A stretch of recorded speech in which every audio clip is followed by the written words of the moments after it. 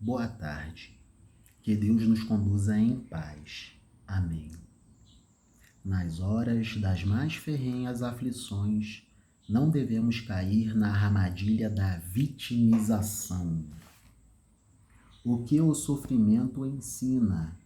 Lições oferecidas por dores inevitáveis. Editorial Academia. Autoria Reverendo Caio Fábio. Que Deus abençoe o Reverendo Caio Fábio. Amém. Magnanimamente. Amém. A vitimização. Sentir pena de si mesmo é uma miséria. Boa parte de nossas raivas e ressentimentos vem daquilo que a gente chama de perversidades da vida, ou também de injustiças do mundo, ou ainda de catástrofes malignas. Deus não me deve nada. Ele me deu a vida. Que mais desejo? Ele me redimiu antes de me criar. Que mais desejo?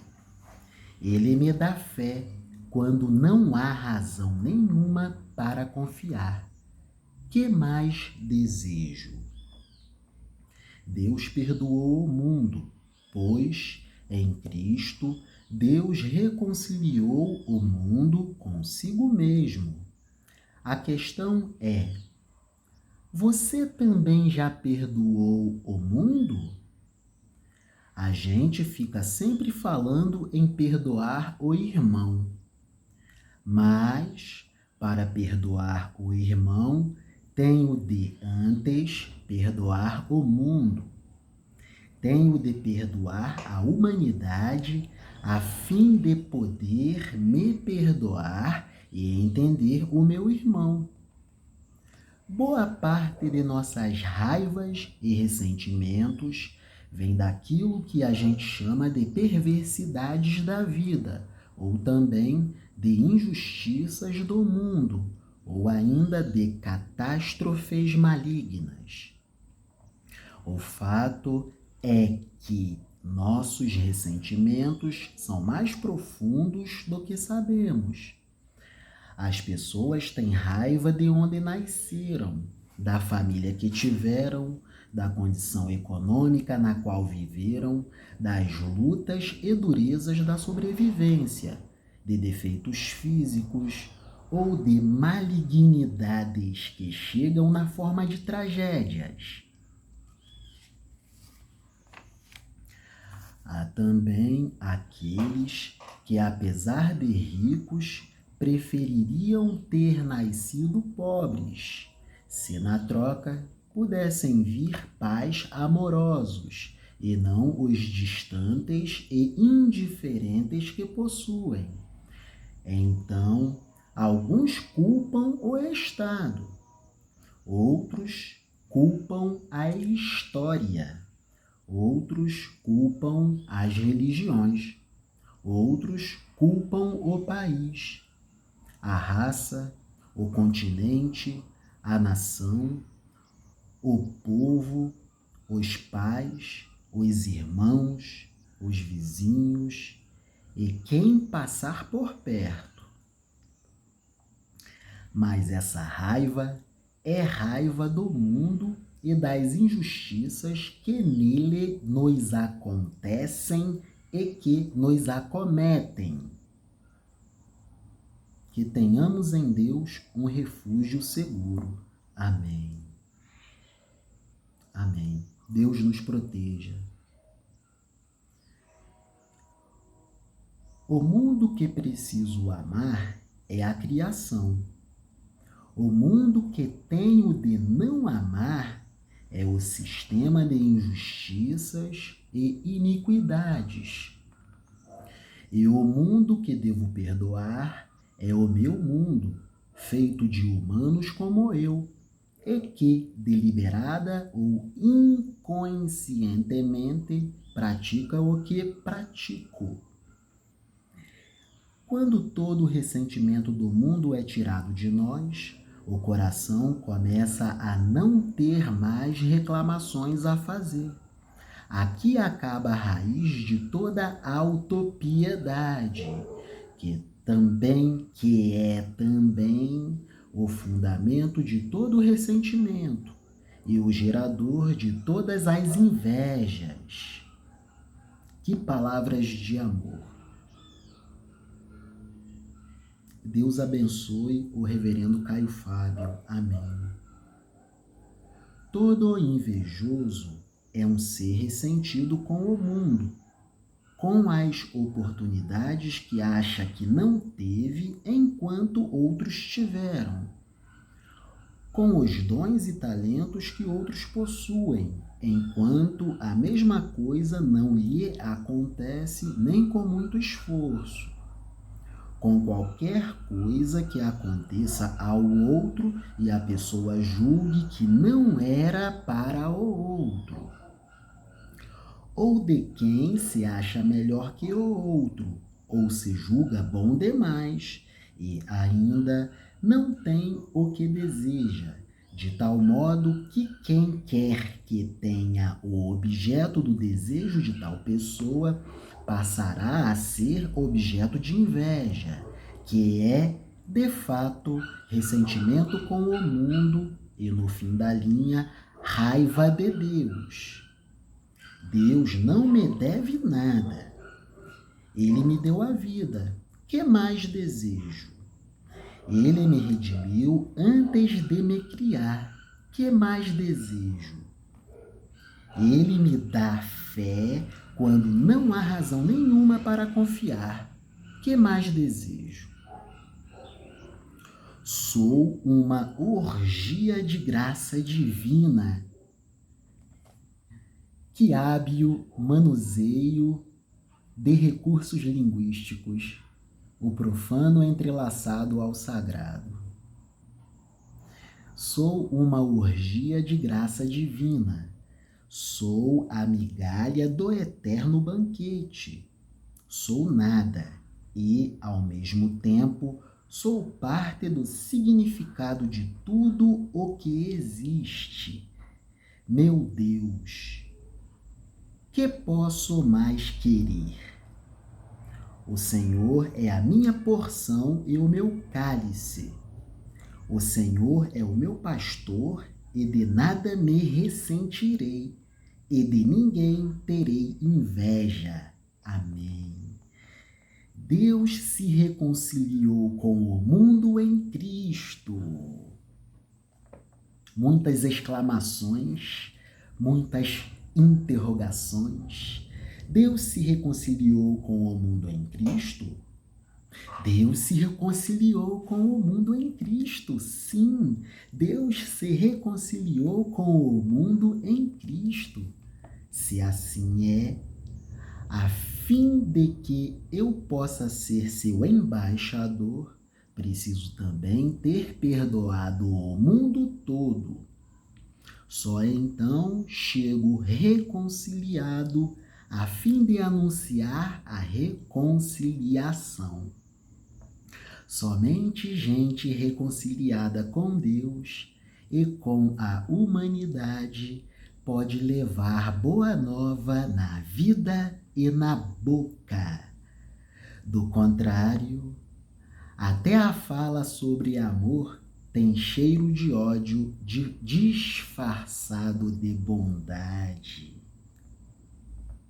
Somente gente reconciliada com Deus e com a humanidade pode levar boa nova na vida e na boca. Do contrário, até a fala sobre amor tem cheiro de ódio disfarçado de bondade. E tenhamos cuidado com a tristeza.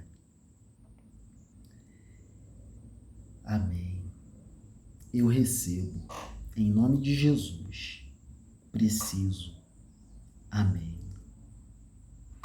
Na Bíblia Sagrada, temos um exemplo de um homem que não se ressentiu e trabalhou a exaustão e conseguiu a bênção divina.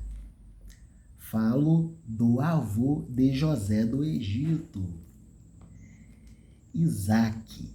Capítulo 26 do livro do Gênesis, Antigo Testamento da Bíblia Sagrada. Isaque na terra dos filisteus. Naquela região em que Isaque habitava, houve uma época de falta de alimentos, como tinha acontecido antes, no tempo de Abraão. Por isso, Isaque foi até a cidade de Gerar, onde vivia Abimeleque, o rei dos filisteus.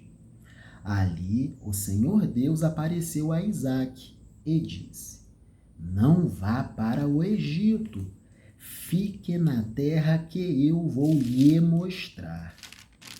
Por enquanto, fique morando neste lugar, e eu estarei com você e o abençoarei. Darei aos seus descendentes todas estas terras, e assim cumprirei o juramento que fiz a Abraão, o seu pai. Farei com que os seus descendentes sejam tão numerosos quanto as estrelas do céu, e lhes darei todas estas terras. Por meio dos seus descendentes, eu abençoarei todas as nações do mundo, pois Abraão me obedeceu e cumpriu as minhas ordens, os meus mandamentos, as minhas leis e os meus ensinamentos, as minhas ordenanças. Assim, Isaque ficou morando em Gerar. Quando os homens do lugar lhe fizeram perguntas sobre a sua mulher, ele disse que ela era sua irmã. Rebeca era muito bonita, formidável. E Isaque tinha medo de dizer que ela era a sua mulher, pois pensava que os homens do lugar o matariam para ficarem com ela. Isaque ficou ali muito tempo. Um dia, Abimeleque, o rei dos filisteus, olhou por uma janela e viu Isaque acariciando Rebeca, a sua mulher. Então, Abimeleque mandou chamar Isaque e perguntou: Ela é a sua mulher, não é verdade? Por que você disse que ela era sua irmã? É que eu pensei que me matariam se eu dissesse que ela era minha mulher, respondeu Isaque. Aí Abimeleque disse: Por que você nos fez isso? Um de nós poderia facilmente ter ido para a cama com ela e você teria feito com que a culpa caísse sobre nós. Então Abimeleque mandou a todo o seu povo o seguinte aviso: Se alguém tratar mal este homem ou a sua mulher, será morto.